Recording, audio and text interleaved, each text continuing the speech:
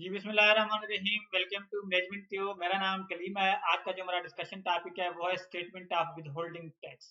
Okay, statement of with holding tax क्या है, इस चीज़ को हम अच्छे से डिस्कस करेंगे। और इसके अलावा जो है ना, हम ये भी देखेंगे कि जो statement of with holding taxes हैं, ये एक फाइनेंशियल ईयर में आपने कब कब जो है ना, कौन कौन से उसमें टाइमलाइन होते हैं, मतलब कितने क्वार्टर्स होते हैं, उनकी ड्यूरेशन कब से कब तक होती है, और statement of with holding tax return submit करने की जो लास्ट डेट होती है वो कब होती है। इस चीज को हम डिस्कस करेंगे। इससे क्या होगा, आपके जो कंसेप्ट हैं वो मजीद क्लियर होंगे।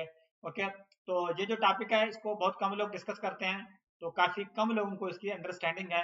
तो होपफुली आप I will try my best कि मैं आप लोगों को सही तरीके से समझाने की कोशिश करूँ। स्क्रीन पे सारी चीजें मैं आप लोगों को दिखाऊंगा। ओके, पहली बात तो यह है कि आप लोगों को पता है जैसे कि आप हर साल जो है ना इनकम टैक्स रिटर्न आप सबमिट करते हैं, यह सब आप लोगों को पता है। ओके, इनकम टैक्स रिटर्न में आप क्या शो करते हैं कि कितना अर्न किया, कहाँ खर्च किया, एसेट एंड लायबिलिटी, ये सारी चीजें, और कहाँ कहाँ से अर्न किया, जिस जिस सेक्टर से कहाँ कहाँ अर्न किया, ये सारी चीजें होती हैं। सेम इसी तरीके से ये तो हर कोई करता है, इनकम टैक्स रिटर्न हर कोई सबमिट करता है विद टाइम। सेम इसी तरीके से जो लोग सेल टैक्स में रजिस्टर्ड है तो वो क्या करते हैं, वो हर महीने सेल टैक्स रिटर्न भी सबमिट करते हैं।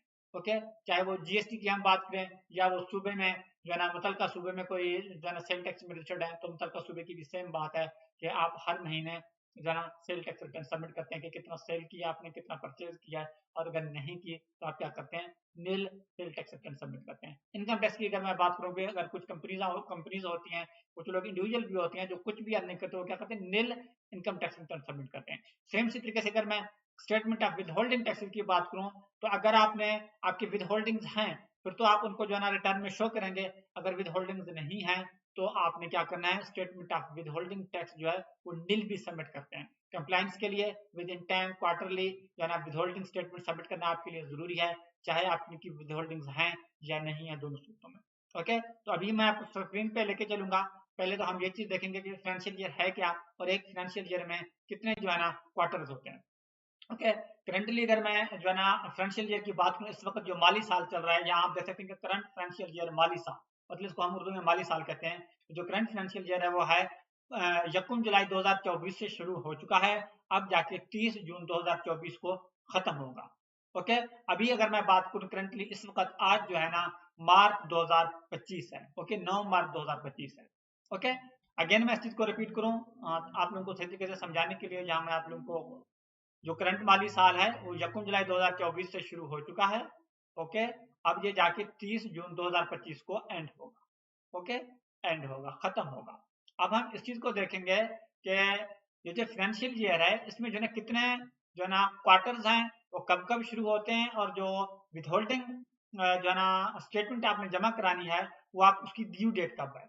अगर मैं इस फाइनेंशियल ईयर की बात करूँ, जाहिर बात है एक ही क्वार्टर में 3 महीने होते हैं, तो इसमें जो जो 4 क्वार्टर है यहाँ मैंने मेंशन कर दिए। जो फर्स्ट क्वार्टर है, पहला क्वार्टर है, वो 1 जुलाई 2024 से 31 सितंबर 2024 तक है।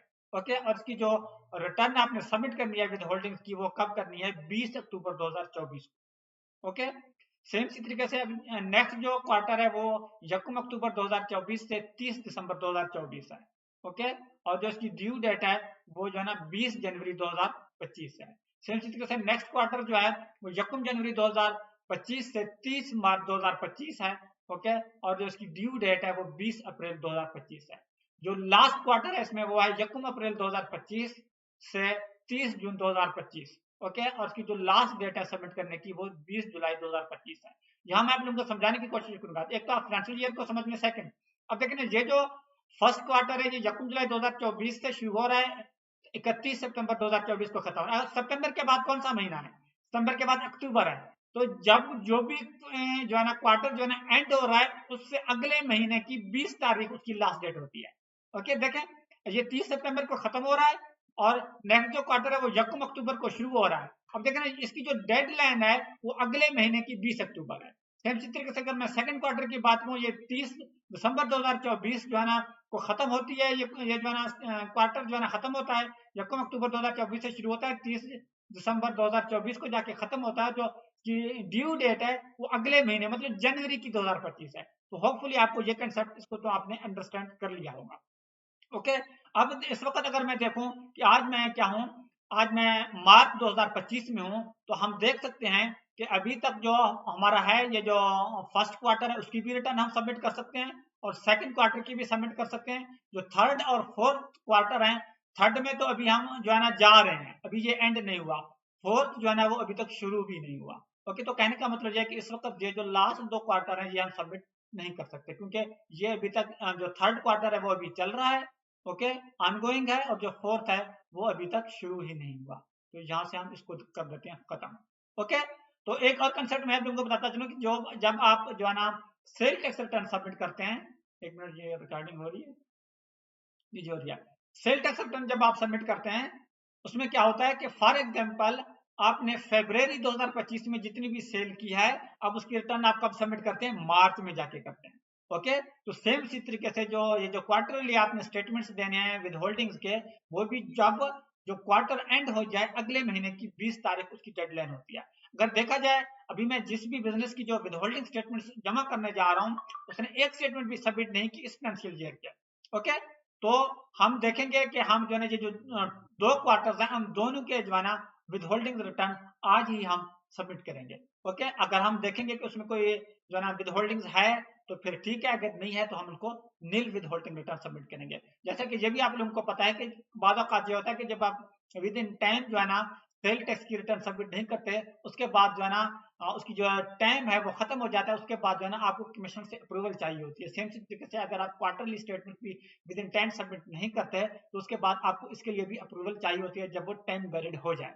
ओके, तो मोस्टली जो है ना जो विद होल्डिंग स्टेटमेंट्स हैं ये ऑलमोस्ट 2 क्वार्टर 3 क्वार्टर गुजरने के बाद जाके जो है ना इनका टाइम जो है ना खत्म हो जाता है, तब जो है ना आप उसको खुद से जो है ना ऑनलाइन अप्लाई नहीं कर सकते जब तक आप जो है ना उसकी अप्रूवल नहीं लेते। ओके, लेकिन अभी हम मार्च 2025 में चल रहे हैं, स्टिल वी कैन फाइल जो है ना जो फर्स्ट क्वार्टर की भी रिटर्न हम फाइल कर सकते हैं और जो है ना सेकंड की भी हम कर सकते हैं, लेकिन ये जो है ना विद इन टाइम अभी है।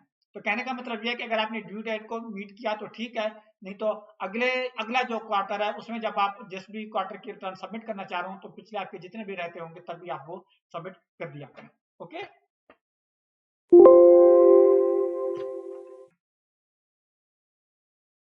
क्या हो गया?